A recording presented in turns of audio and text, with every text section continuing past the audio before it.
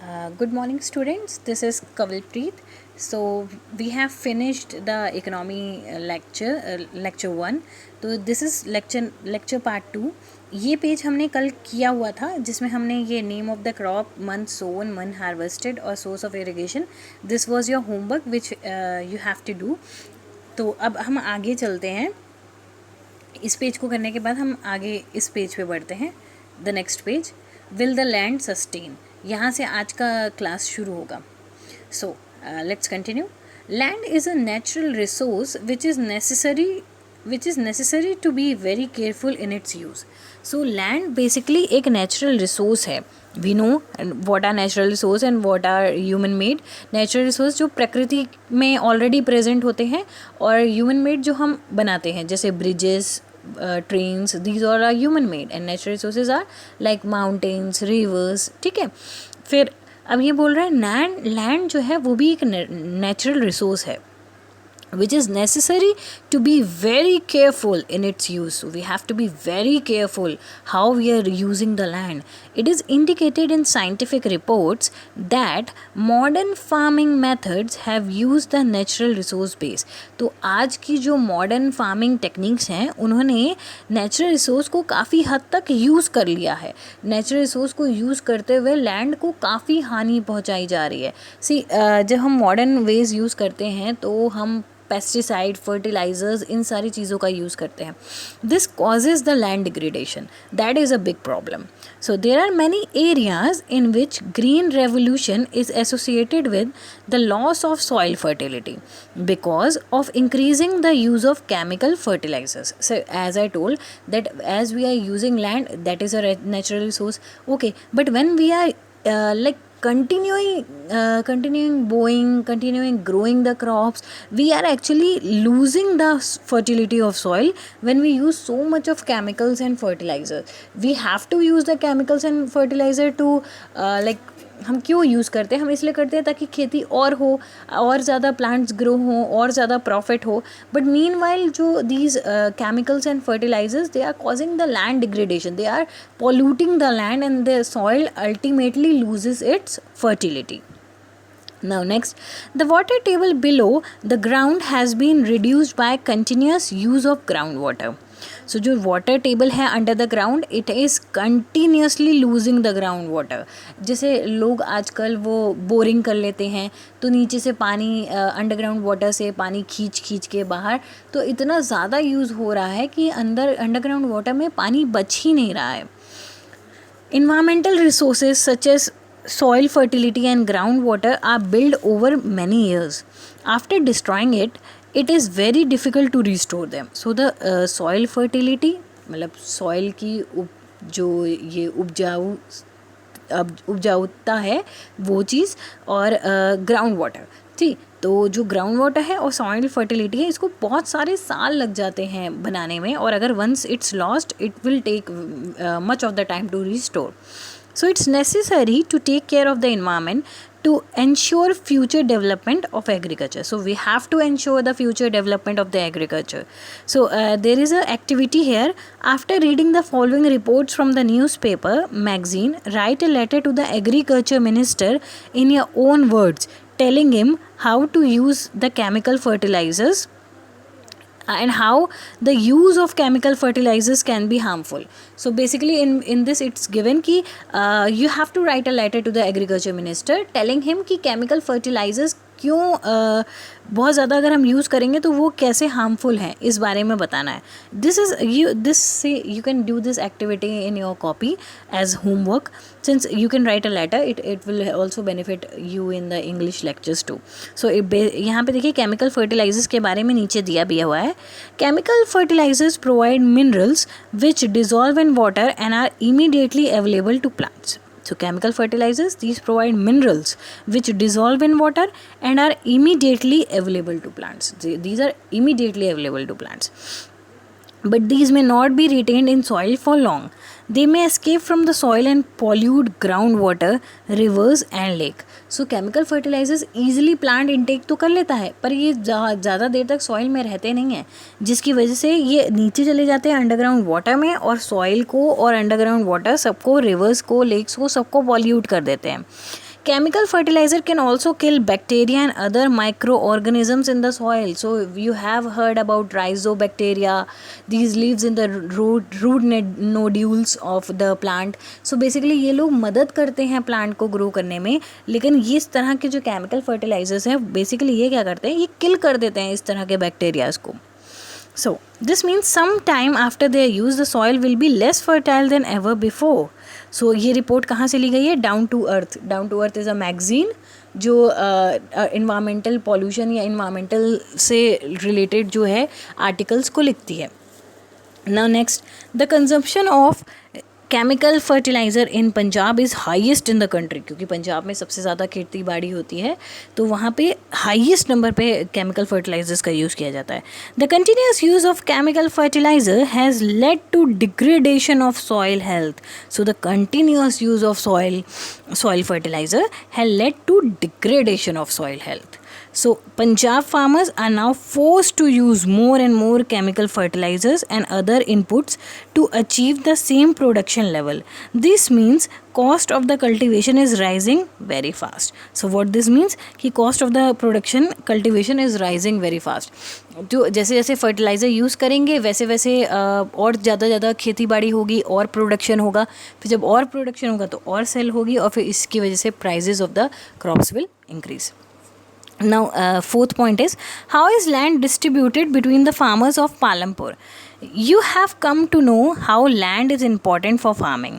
Unfortunately, all people engaged in agriculture activities do not have sufficient land for cultivation. ठीक है.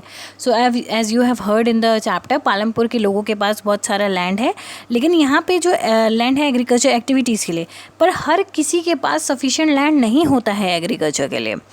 In Palampur, there are 150 families out of 450 families who own no land for cultivation. Most of such families are Dalits. So basically यहाँ पे थोड़ा caste issue है, पर इसमें बताया गया है 150 families out of 450 families में उनके पास कोई भी लैंड नहीं है. वो उनके पास कोई भी अपना लैंड नहीं है, और means like 350 people are still having their land. 300 people are still having their land. Okay, now जो उनके पास लैंड नहीं है वो प्रोबेबली दलित्स हैं. There are 240 families in the village who cultivate small plots of less than 2 hectare in size. तो और 240 ऐसी और फैमिलीज़ हैं जो स्मॉल हेक्टेयर्स के लैंड को एग्रीकल्चर लैंड को प्लॉ करती हैं. Cultivation okay. Cultivation of such small plot doesn't bring adequate income to the farmers. So इस तरह की कल्टिवेशन स्मॉल आप अगर स्मॉल प्लॉट्स पे एग्रीकल्चर करेंगे, ग्रो करेंगे, तो इतना आउटकम अच्छा नहीं निकलता है. Now next, in 1960 Govind was a farmer who own 2.25 hectare of unirrigated land. He cultivated the land with the help of his 3 sons. Though they didn't live very comfortably, they managed to live with some extra income from their buffalo. So it's now एक और story बोल रहे हैं. 1960 में एक गोविंद नाम का आदमी था. He was a farmer. उसके पास 2.25 हेक्टेयर का अनइरिगेटेड लैंड था. अब वो क्या करता है, वो लैंड को कल्टिवेट करता है with the help of his 3 sons. Now though वो बहुत अच्छी लाइफ नहीं जी रहे थे, but they manage to live with some extra income from the buffalo. After the death of Gobind, his land was divided among his 3 sons. Now each of his sons has a plot of 0.75 hectare in size. So ऐसे अब जैसे जब Gobind has died now, so all the land is divided into three sons and each one gets 0.75 hectare. They were unable to make a living from their land even with irrigation and modern farming facilities. Now you see 0.75 hectare का land हर एक के हिस्से में आ रहा है. कैसे grow करेंगे, कैसे प्रोडक्शन करेंगे? So they had to do some additional work to make a living during the part of the year. There are the large numbers of small plots scattered around the village, as you can see in the picture 1.5. So इस तरह पे आप देखिए, ऊपर एक picture आपको green picture दिख रही होगी. तो उस ग्रीन पिक्चर में दिखाया गया है 1.5 हेक्टेयर, मतलब प्रॉपर्ली ये स्मॉल प्लॉट्स में कैसे विलेज में लैंड्स को बांटा जाता है. Such plots are cultivated by small farmers. तो इस तरह के जो प्लॉट्स हैं उनको स्मॉल फार्मर्स कल्टिवेट करते हैं. There are 60 families of medium and large farmers in Palampur. Such farmers cultivate more than 2 hectare of land. So इस तरह के जो farmers हैं जो more than 2 hectare of land को cultivate करते हैं उनको हम कहते हैं medium या large farmers. So there are also a few farmers who own land more than 10 hectare. तो देखिए तीन तरह के फार्मर्स होते हैं बेसिकली. स्मॉल स्केल फार्मर तो जिनका 2 हेक्टेयर से कम की ज़मीन है, ठीक, और जिनके पास 2 हेक्टेयर से ज़्यादा की ज़मीन है पर 10 से कम, तो उनको हम कहते हैं मीडियम फार्मर्स. और जिनके पास 10 हेक्टेयर से ज़्यादा की ज़मीन है उन्हें हम कहते हैं लार्ज फार्मर्स. अब आगे see you can see in the picture the modern ways of irrigation. ये कल क्वेश्चन पूछा गया था ना कि मॉडर्न वेज ऑफ इरीगेशन क्या क्या है. पिक्चर में बहुत अच्छे से मेंशन है, आप देख सकते हैं ना. उसके बाद फिर we will move ahead with who fifth point, who will provide the labour. ठीक है. After the land, the next necessary factor for production is labor. There is a great deal of hard work in farming. So सबसे land के बाद जो सबसे important चीज़ हमें चाहिए होती है वो है लेबर. और लेबर कहाँ से आएगा? इट्स बहुत मुश्किल होता है आज मतलब लेबर्स को फाइंड करना, क्योंकि फार्मिंग का काम it's very exhausting. So small farmers cultivate their own field with their families. They provide the labor themselves required for farming. On the other hand, medium and large farmers have to hire laborers on their field. तो जो small farms होते हैं, farmers होते हैं जिनकी 2 hectare से कम की ज़मीन होती है, ये क्या करते हैं अपनी फैमिलीज़ को इंक्लूड कर लेते हैं. Many of you people are also like belonging to farming family. So you would be knowing कि कैसे कैसे इंक्लूड कर लिया जाता है. आपको इंक्लूड कर लिया गया, मम्मी को कर लिया गया, सिस्टर्स को कर लिया गया, तो everybody is helping in the field. तो ये हो जाता है स्मॉल, ये उस तरह के लेबर्स हम प्रोवाइड करते हैं. और अगर उससे बड़ी फार्म होती है, जैसे कि 2 हेक्टेयर से बड़े की फार्म होती है, तो इनमें हमें हायर करने पड़ते हैं लोग, लेबर्स को. Farm laborers are those person who have come either from landless families or families cultivating small plot of land.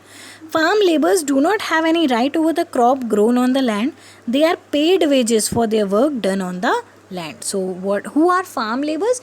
Farm laborers basically जिनके पास ज़्यादा हेक्टेयर के लैंड्स होते हैं वो फार्म लेबर्स को रख लेते हैं. उनको पे करते हैं, मतलब डेली वेजेस पे करते हैं. और फिर उनका जो ये फार्म लेबर्स हैं they don't have any right on the crop grown. कुछ भी ग्रो हो रहा है उनसे उसको कोई मतलब नहीं है, पर वो डेली के डेली जितना काम करते हैं उसके हिसाब से उन्हें पे किया जाता है. Now next you can see the picture. Now the wages can be in cash or in crop. So it's depend on the farmer. और वो पहले से क्या बात करके रखते हैं, हमें कैश में चाहिए तो कैश में मिलेगा. अगर क्रॉप्स चाहिए कि हाँ भाई मुझे इतना कट्टा मुझे आलू दे दीजिएगा, तो फिर उसको उस हिसाब से हो जाता है. Sometimes labours are provided with meals too. कई बार खाने को नहीं होता है फार्मर्स के पास, जो लेबर्स होते हैं उनके पास, तो इसलिए उनको मील्स भी कई बार दे दी जाती हैं. Wages vary from crop to crop, from region to region. तो वेजेस मतलब जो रोज़गार है, पैसा है, वो आपको जो तनख्वाह मिलती है वो क्रॉप से क्रॉप डिपेंड करती है. चावल हुआ तो ज़्यादा होगी, अगर आलू हुआ तो कम हो सकती है, इस तरह से. One farm activity to another activity like sowing or harvesting. The duration of employment also varies. तो कई बार जैसे जब तक हमें जुताई करनी है तब तक हमें फार्म लेबर्स की ज़रूरत है. Once it's done so we don't need the farm labours for 2-3 months. So इस तरह से the farm labours might be employed on a daily basis और for one particular activity like harvesting और for the whole year. So like harvesting is done, हमें जुताई करनी है, हमने फार्म लेबर्स को बुला लिया. वंस इट्स डन देन फिर the farm labours can move. हमारा काम हो गया, 2-3 महीने की फिर छुट्टी, फिर वो दूसरा काम ढूंढेंगे तब तक. डाला, अब यहाँ पे एक और स्टोरी बताई गई है. Dala is a landless farm labour in Palampur. He works on daily wages, so who must look for work regularly. The government has set the minimum wage for a farm labor 60 rupees per day, but Dala gets only 35 to 40 because there is a heavy competition for work among the farm laborers in Palampur. It's not just the farm laborers, it's for everyone. See, the struggle is for everyone. Even like even the teaching profession और any other profession, इस समय BTech की degree करके इतने सारे बच्चे बैठे हुए हैं, तो दे वोंट गेट लाइक कि अभी किसी को कम में मिल जा रहा है। जैसे अगर आई हैव द कैलिबर, मेरे पास गुण है, मैं 10,000 में काम करूँगा, मेरी एक्सपेक्टेशन है 10,000, पर कुछ लोग जो ऐसे हैं जो 5,000 में काम करने को रेडी हैं, तो फिर कंपनी 5,000 वालों को लेगी। आप एक बार मना करेंगे, 2 बार मना करेंगे, फिर then you have to deal कि चलो मैं भी 5,000 में काम कर लेता हूँ, बेरोज़गार रहने से तो अच्छा है। तो बेसिकली ये डाला के साथ भी यही हो रहा है। 60 रुपये पर डे पे गवर्नमेंट ने तय किया है, पर कंपटीशन इतना है कि कम में लोग तैयार हो जाते हैं, लेबर्स कम में तैयार हो जाते हैं, इसलिए डाला को बहुत प्रॉब्लम हो रही है।